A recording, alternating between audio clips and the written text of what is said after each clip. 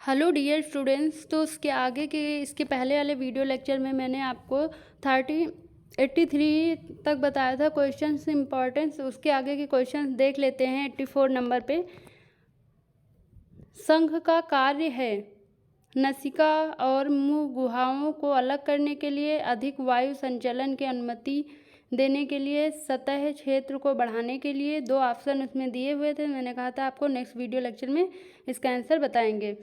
तो यहाँ पे देखते हैं तीसरा ऑप्शन है रोग जनकों और मलबे को फंसाने के लिए, गर्म हवा और पानी को हटाता है। तो इसमें ऑप्शन क्या हो जाएगा? बा ऑप्शन करेक्ट हो जाएगा। अधिक वायु संचलन की अनुमति देने के लिए, सतह क्षेत्र को बढ़ाने के लिए संघ का कार्य है। तो आपका बी ऑप्शन 84 का करेक्ट हो जाएगा।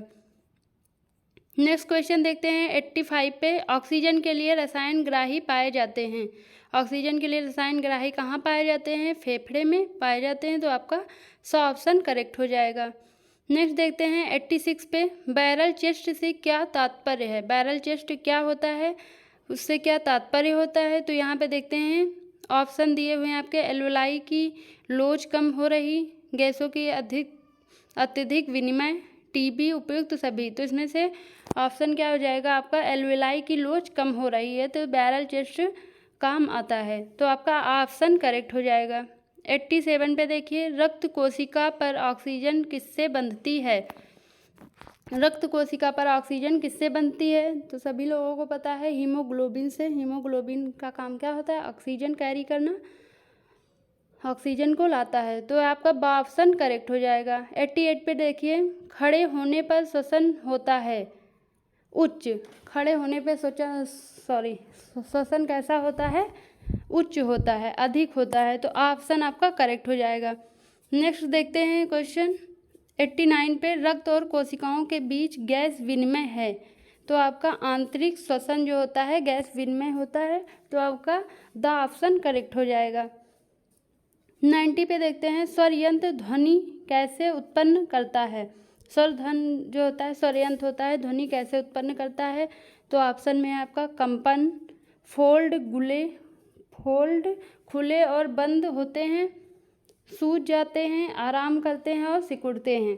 तो जो जितने भी फोल्डिंग होती है क्या हो जाता है इसमें से ऑप्शन कंपन। जब कंपन करता है तो स्वर यंत्र ध्वनि कैसे उत्पन्न करता है। तो ऑप्शन आपका करेक्ट हो जाएगा। नेक्स्ट देखते हैं 91 पे।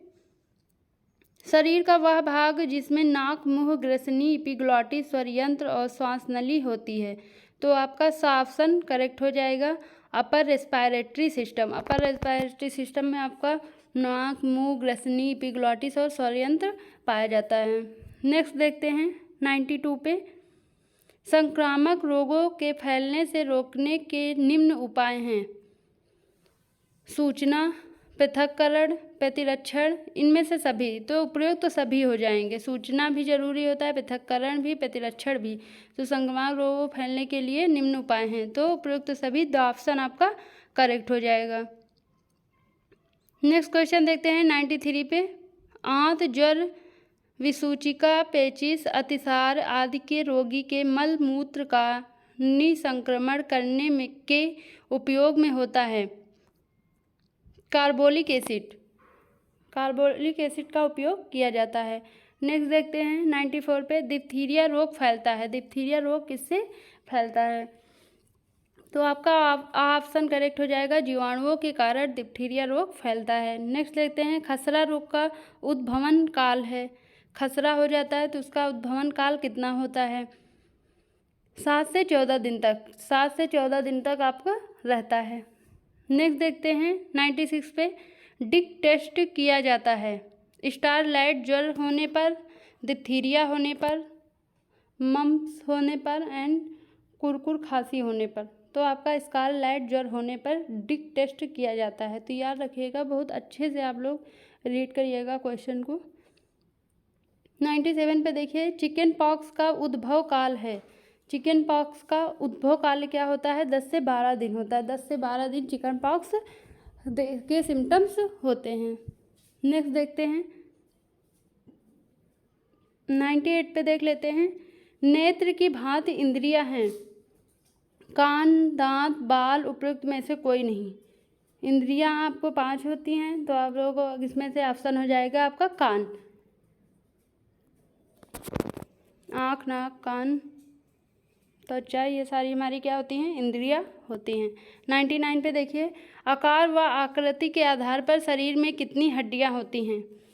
तो 6 हड्डियां होती हैं आकार और आकृति के आधार पर। ऐसे टोटल शरीर में कितनी हड्डियां होती हैं? 206 हड्डियां होती हैं। नेक्स्ट देखते हैं क्वेश्चन 100 नंबर पे। एक नकसीर है, epistaxis and rhinorrhoea and sinusitis and diphtheria. इनमें से ऑप्शन क्या हो जाएगा? एपिस्टाटिस। ये क्या होता है? एक नकसीर होता है। 101 नंबर पे देख लेते हैं। बहती नाक के लिए चिकित्सा शब्द है।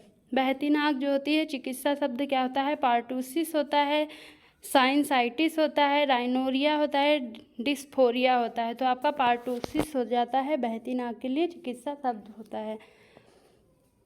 102 पे देखते हैं, 102 पे देखते हैं। ब्रैंक्यूल दीवारों की सूजन है, तो कौन सा ऑप्शन करेक्ट हो जाएगा आपका?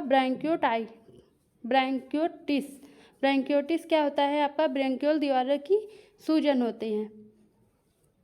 103 पे देखते हैं। फुसफुस आवरण में दर्द को कहते हैं, तो कौन सा ऑप्शन करेक्ट हो जाएगा आपका? फुसफुस शोथ। फुसफुस शोथ क्या होता है आपका? फुसफुस आवरण में दर्द को कहते हैं। ऑप्शन आपका करेक्ट हो जाएगा। 104 पे देखिए। संक्रमण जो फेफड़ों पर हमला करता है और जिसके परिणाम स्वरूप खून की खांसी होती है, उस बीमारी को क्या बोलते हैं? तो क्षय रोग बोलते हैं। तो ऑप्शन आपका करेक्ट हो जाएगा। नेक्स्ट देख लेते हैं 105 पे। दाहिने फेफड़े के 3 पालियां हैं, तो कौन सा ऑप्शन करेक्ट हो जाएगा? सुपीरियर, मिडिल और अवर। तो आपका द ऑप्शन आपका करेक्ट हो जाएगा। 106 पे देखते हैं। इसे ब्लैक लंग डिजीज के नाम से जाना जाता है। सिलिकोसिस को क्या करते हैं? ब्लैक लंग डिजीज के नाम से जानते हैं। तो ऑप्शन आपका एंथ्रोकोसिस। सिलिकोसिस नहीं, एंथ्रेकोसिस को क्या बोलते हैं? ब्लैक लंग डिजीज बोलते हैं। तो आपका ऑप्शन करेक्ट हो जाएगा। 107 पे देखते हैं। आनुवांशिक विकार जिसमें फेफड़े गाढ़े बलगम से भर जाते हैं, उन्हें क्या बोलते हैं? System fibrosis. सिस्टम फाइब्रोसिस में क्या होता है? फेफड़े गाढ़े बलगम से भर जाते हैं। 108 पे देखते हैं। नासोहैचियल इंटूबेसेड क्या होता है? ये आपका इसमें देखिए, सर्वाइकल स्पाइन की चोट के बिना बेहोश रोगी के लिए पसंद किया जाता है, या फिर संदिग्ध ग्रीवा रीढ़ की चोट वाले रोगियों के लिए पसंद किया जाता है, गर्दन में हेर फेर को अधिकतम करता है, या अनायास सांस लेने वाले रोगी में कॉन्ट्रैक्टिकेटेड है। तो आपका ऑप्शन करेक्ट हो जाएगा। संदिग्ध ग्रीवा रीढ़ की चोट वाले रोगियों के लिए पसंद किया जाता है। नेक्स्ट देखते हैं 109 पे। कुंद छाती के आघात के कारण हृदय संबंधी भ्रम, तो आपका ऑप्शन हो जाएगा बा। प्रमुख कुंद थोरैसिक आघात वाले 20% से 40% रोगियों में होता है। तो नेक्स्ट क्वेश्चन देखते हैं 110 नंबर पे।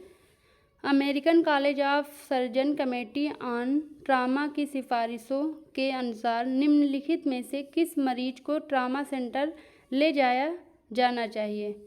तो इनमें से कौन सा मरीज है तो उसे ट्रामा सेंटर ले जाना चाहिए? तो देखते हैं यहाँ पे। बंद सिर की चोट के साथ 15 वर्षीय साइकिल चालक और ग्लासगो कोमा स्केल स्कोर 12।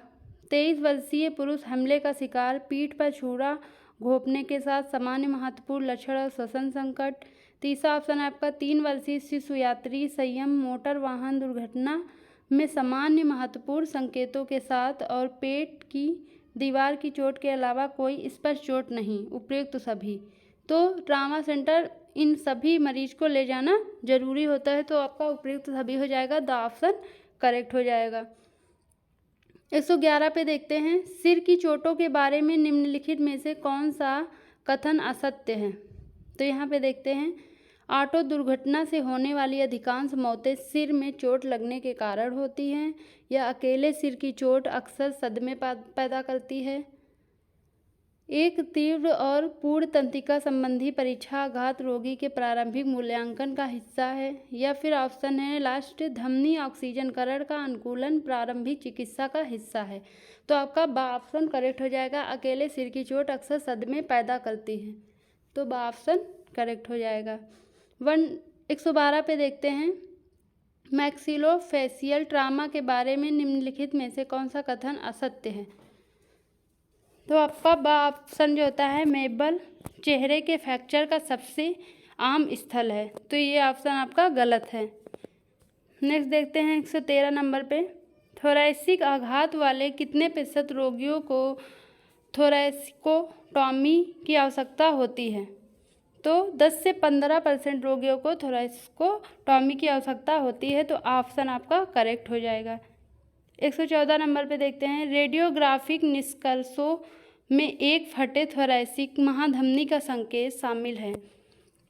तो आपका इनमें से चौड़ा मीडियास्टिनम, एक शिखर फुसफुस टोपी की उपस्थिति, पहली पसली का फ्रैक्चर, उपयुक्त सभी। तो इसमें सभी हो जाएगा, रेडियोग्राफिक की सभी में ज़रूरत पड़ती है।